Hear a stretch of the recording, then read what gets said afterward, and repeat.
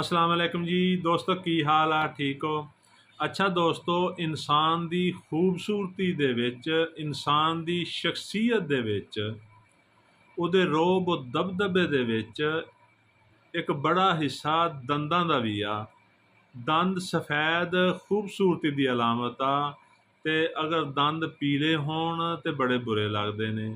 ਦੋਸਤੋ, ਚੰਦ ਚਮਕਦਾ ਹੀ ਚੰਗਾ ਲੱਗਦਾ ਹੈ, ਅਗਰ ਚੰਦ ਨੂੰ ਗਿਰਣ ਲੱਗ ਜਾਵੇ ਤੇ ਫਿਰ ਉਹ ਚੰਗਾ ਨਹੀਂ ਲੱਗਦਾ। ਇਸੇ ਤਰ੍ਹਾਂ ਦੰਦ ਵੀ ਸਫੈਦ ਹੀ ਅੱਛੇ ਲੱਗਦੇ ਨੇ। ਅਗਰ ਦੰਦਾਂ ਨੂੰ ਗਿਰਣ ਲੱਗ ਜਾਵੇ, ਦੰਦ ਪੀਲੇ ਹੋ ਜਾਣ, ਦੰਦਾਂ ਦਾ ਕਲਰ ਖਰਾਬ ਹੋ ਜਾਏ, ਦੰਦਾਂ ਦੀ ਸ਼ਾਈਨਿੰਗ ਖਰਾਬ ਹੋ ਜਾਏ, ਦੰਦਾਂ ਦੀ ਸਫੈਦੀ ਖਤਮ ਹੋ ਜਾਏ, ਤੇ ਨਾ ਸਿਰਫ ਦੰਦ ਬੁਰੇ ਲੱਗਦੇ ਨੇ ਬਲਕਿ ਇਨਸਾਨ ਦੀ ਸ਼ਖਸੀਅਤ ਬੁਝੀ ਰਹਿਣ ਲੱਗ ਪੈਂਦੀ ਆ। ਉਹਦੀ ਸ਼ਖਸੀਅਤ ਦੀ ਜਿਹੜੀ ਜਾਜ਼ਬੀਅਤ ਆ ਉਹ ਖਤਮ ਹੋ ਜਾਂਦੀ ਆ, ਜਾਜ਼ਬ ਨਹੀਂ ਨਜ਼ਰ ਆਉਂਦਾ। ਤੇ ਦੋਸਤੋ, ਅਕਸਰ ਦੇਖਿਆ ਉਹ ਮੇਰੇ ਭਾਈਆਂ ਦੇ ਦੰਦ ਪੀਲੇ ਹੋ ਜਾਂਦੇ ਨੇ, ਉਹਨਾਂ ਦੀ ਸਫੈਦੀ ਖਰਾਬ ਹੋ ਜਾਂਦੀ ਆ ਤੇ ਪਿਲਾਹੜ ਦਾ ਸ਼ਿਕਾਰ ਹੋ ਜਾਂਦੇ ਨੇ। ਅਗਰ ਮੇਰੇ ਕਿਸੇ ਭਾਈ ਦੇ ਦੰਦਾਂ ਦਾ ਕੋਈ ਮਸਲਾ ਹੈ, ਉਹਦੇ ਦੰਦ ਪਿਲਾਹੜ ਦਾ ਸ਼ਿਕਾਰ ਹੋ ਗਏ ਨੇ, ਉਹਦੇ ਦੰਦਾਂ ਦੀ ਸ਼ਾਈਨਿੰਗ ਖਰਾਬ ਹੋ ਗਈ ਆ, ਉਹਦਾ ਨਿਕਲ ਖਰਾਬ ਹੋ ਗਿਆ ਹੈ, ਤੇ ਪਰੇਸ਼ਾਨ ਨਹੀਂ ਹੋਣਾ। ਤੁਹਾਡਾ ਦੋਸਤ, ਤੁਹਾਡਾ ਭਾਈ ਡਾਕਟਰ ਨਸੀਮ ਮਰਾਈ ਫਰਾਮ ਛੱਤਾਪਹੋੜ ਤੁਹਾਨੂੰ ਹਮੇਸ਼ਾ ਹੀ ਕੋਈ ਐਸਾ ਨੁਸਖਾ ਦੱਸਦਾ ਹੈ ਜਿਹੜਾ ਕਿ ਤੁਹਾਡਾ ਮਸਲਾ ਹੱਲ ਕਰ ਦਿੰਦਾ ਹੈ।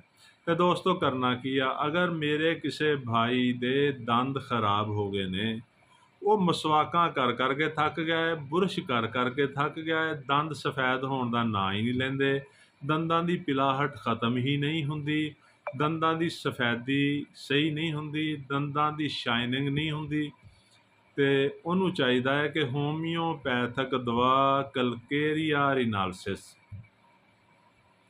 1 ml ਤਾਕਤ ਦੇ ਵਿੱਚ ਹਰ ਤੀਸਰੇ ਦਿਨ 5 ਕਤਰੇ ਪਾਣੀ 'ਚ ਪਾ ਕੇ ਪੀਵੇ। ਇਹ ਕਮੋ ਬੇਸ਼ 10 ਖੁਰਾਕਾਂ ਲਵੇ, ਹਰ 3 ਦਿਨ ਤੋਂ ਬਾਅਦ ਇਹ ਖੁਰਾਕ ਲੈਣੀ ਆ। 1 ਮਹੀਨੇ ਦੇ ਵਿੱਚ 10 ਖੁਰਾਕਾਂ ਲੈਣੀਆਂ ਨੇ, ਤੇ ਦੰਦ ਮੋਤੀਆਂ ਤਰ੍ਹਾਂ ਸਫੈਦ ਹੋ ਜਾਣੇ ਨੇ, ਬਲਕਿ ਦੁੱਧ ਦੀ ਜਿਵੇਂ ਸਫੈਦੀ ਹੁੰਦੀ ਆ, ਦੰਦ ਇਵੇਂ ਸਫੈਦ ਹੋ ਜਾਣੇ ਨੇ। ਲੋਕ ਤੁਹਾਨੂੰ ਪੁੱਛਣਗੇ, ਬਈ ਕੀ ਖਾਧਾ ਹੈ, ਕੀ ਲਾਇਆ ਹੈ ਕਿ ਦੰਦ ਇੰਨੇ ਸਫੈਦ ਹੋ ਗਏ ਨੇ? ਤੁਹਾਡੀ ਸ਼ਖਸੀਅਤ ਨਿਖਰ ਜਾਣੀ ਆ, ਜਾਜ਼ਬ ਨਜ਼ਰ ਹੋ ਜਾਣੀ ਆ, ਤੁਸੀਂ ਖੂਬਸੂਰਤ ਨਜ਼ਰ ਆਉਣ ਲੱਗ ਪੈਣਾ ਹੈ। ਤੇ ਦੋਸਤੋ, ਇਹ ਤੁਸੀਂ ਅੱਜ ਹੀ ਕਰੋ, ਤੇ ਸਾਡੇ ਚੈਨਲ ਨੂੰ ਤੁਸੀਂ ਫਾਲੋ ਵੀ ਕਰੋ, ਸਾਡੀ ਵੀਡੀਓ ਨੂੰ ਲਾਈਕ ਵੀ ਕਰੋ ਔਰ ਸ਼ੇਅਰ ਵੀ ਕਰੋ, ਤਾਂ ਕਿ ਆਉਣ ਵਾਲੀ ਵੀਡੀਓ ਤੁਹਾਨੂੰ ਜਲਦ ਮਿਲ ਸਕੇ ਤੇ ਤੁਹਾਡਾ ਔਰ ਸਾਡਾ ਰਾਬਤਾ ਰਵੇ। ਅਸੀਂ ਤੁਹਾਡੀ ਖਿਦਮਤ ਕਰਦੇ ਹੀ ਰਹੀਏ। ਸ਼ੁਕਰੀਆ। ਅੱਲਾ ਹਾਫਿਜ਼।